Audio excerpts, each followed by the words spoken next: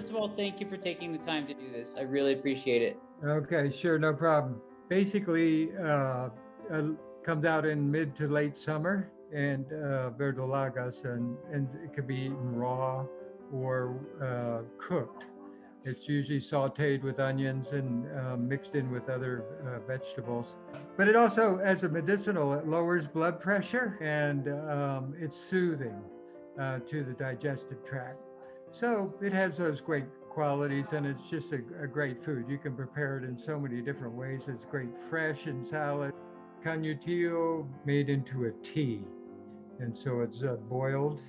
We do make a alcohol extract out of it here, but it's really best as a tea. It's so common, and just chop it up and boil it for about 15 minutes and strain it. Great one in the springtime, particularly when there's a wet condition or reaction. It's very drying, so for some folks drinking it for more like a week or so, you get pretty dried out.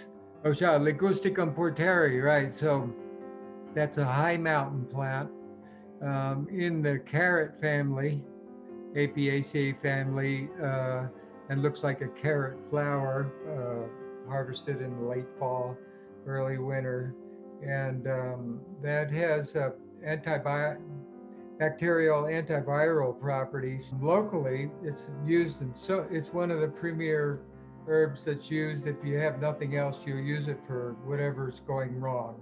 So many different uses, including one gentleman who told me he had diabetes and it was losing circulation in his feet. Because it's warming and assists circulation, it got the circulation going in his feet. The wormwoods, they're all wormwood, so to speak, but we work more with the tridentata species, the shrubby kind, and that tends to be a stronger one. You can make a weak tea.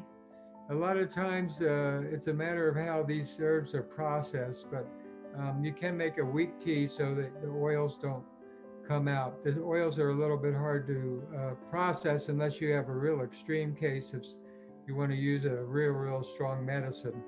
But we use it in bath and bathing products for skin ailments, skin infections, and also internally for parasites, and would be appropriate in some cases of Lyme's, would be good for candida and stomach viruses or infections as well.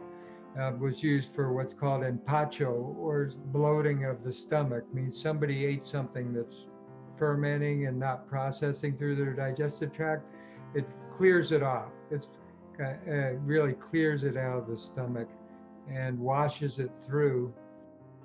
Yarrow. It's a favorite for sure. It's good for a lot of things. The action there tends to be cooling, a little drying. The styptic, of course, shrinking, anti-inflammatory, tend to be calming, sweat things out. So for the onset of a cold or flu, taken right away in the early stage as a tea will push things out through the skin and get a person to sweat, and they can sweat it out on the first day or two. So it's very good topically in a salve base or a tea.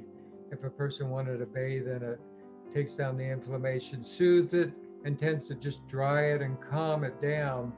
The red berried variety of elder, as well as a diaphoretic, a good sweating and calming herb in a tea. I don't tend to use the red berried variety except the flower. And rose hips, which are growing along the streams, it's a really great one. There's a lot of wild rose out there. We have several plants in the rose family.